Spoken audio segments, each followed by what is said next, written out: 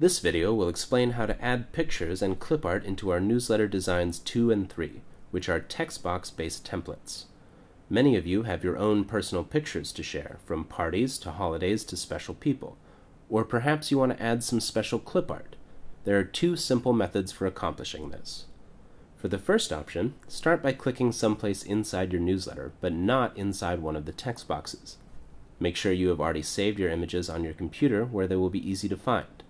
Click the Insert tab at the top of the window, then click the Pictures icon. A window will pop up asking you to locate the picture you want to insert. Mine is saved on my desktop, so I will select it and click Insert. The picture's current formatting is now pushing everything out of place, so I'm going to select my picture, go to the Format tab at the top of the window, click Wrap Text, and select In Front of Text. Now you can position the picture anywhere you'd like. This picture is a bit larger than I would like, so I'm going to click and drag the handle in the bottom right corner of the picture to scale it down. If you ever insert a picture and it looks enormous, you should consider resizing it before inserting it into your newsletter. Even if you scale it down inside of Word, the original file doesn't get any smaller, so it will make your newsletter file huge. I will show you a very quick way to resize an image. Find your image file on the computer, then right-click it, go down to Open With, and choose Paint. Once the program opens, click Resize at the top of the window. Select Pixels, then adjust the horizontal edge. The vertical edge should adjust itself automatically as long as you have Maintain Aspect Ratio checked. A width of 300 to 400 pixels is a good range. Click OK, then go to File and click Save. Now you can close Paint and go back to your newsletter to insert your newly resized image. If your picture is covering up text, you can either resize the text box by selecting it and dragging the resize handles until it's out of the way, or you can click inside of the text box and use the spacebar and Enter key to reposition the individual lines.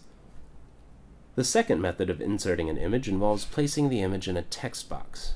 Even though it is called a text box, you can use it to insert pictures or other objects, and unlike the first method, using text boxes allows you to add captions right below your picture.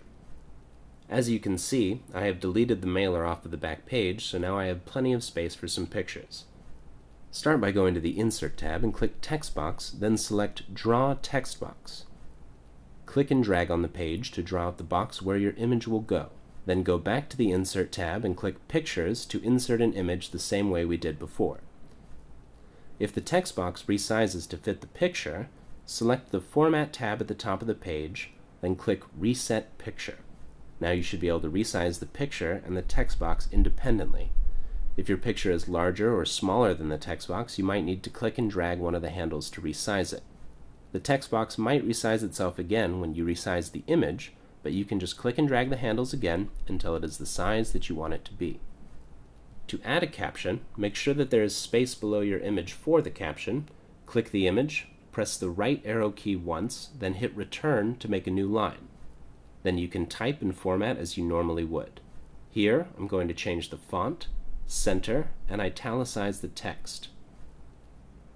I don't want this black border around my text box, so I'm going to select the box by clicking one of the edges.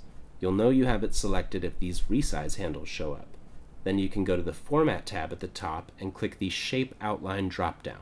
You can either change the style of your border, or, like I'm going to do, select No Outline.